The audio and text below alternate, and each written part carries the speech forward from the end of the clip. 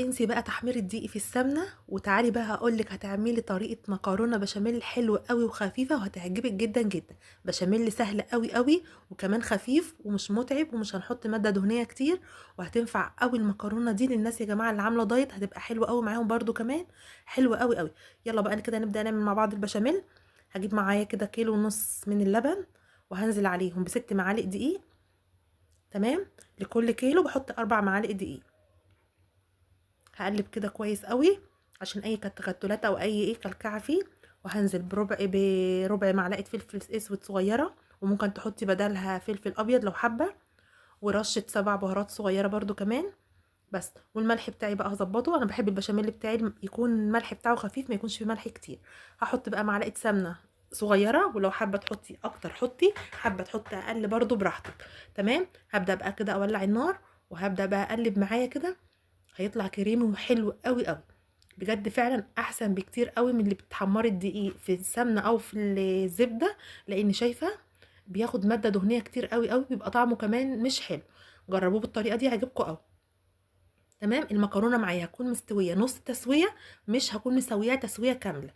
المكرونه ما تكونش مستويه تسويه كامله، لان البشاميل هيبقى معايا خفيف، وكمان المكرونه بقى هتستوي كمان، هتكمل تسويتها فيها تبقى حلوه قوي. بس انا بحب احط كده مع المكرونه، بحب احط معاها شويه فلفل اسود كمان وشويه بهارات برده كمان كده. وهقلب بقى كويس، تخلي طعم المكرونه حلو قوي لما بعملها كده.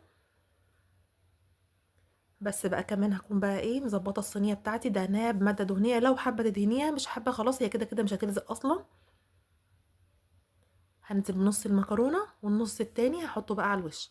والعصاق بتاعي طبعا كنت عاملاه اللي هو اللحمه المفرومه، او بعصاق فراخ زي ما تحبي، او اي حشوه انت حابه تحطيها. المكرونه دي يا جماعه حاجه اختياريه، اللي انت عايزه تحطيه حطيه، ما تضغطيش نفسك خالص، واي امكانيات عندك اعملي بيها، وان شاء الله هتنجح وتبقى جميله ان شاء الله. اهم حاجه بس البشاميل يكون خفيف معايا كده، ما يكونش تقيل، عشان تطلع حلوه قوي وجوسي كده وجميله قوي. بس هظبط بقى الصينيه بتاعتي، وهولع الفرن معايا، وهدخلها بقى كده الفرن، مش هتاخد وقت خالص. بس انا كده في الاول حبيت احط عليها قطع من السمنه صغيره بس كده على الوش، او الزبده لو انت حابه تحطي حطيها، مش حابه برضو ممكن تستغني عن الخطوه دي، هي اصلا هتحمر معاكي وهتبقى حلوه قوي. بس هدخلها بقى الفرن، مش هتاخد وقت، هتطلع بالشكل القمر الجميل ده. يلا بقى جربوها، ما تنسوش بقى تدعموني باللايك وتشتركوا في القناه عشان يوصل لكم كل جديد ان شاء الله.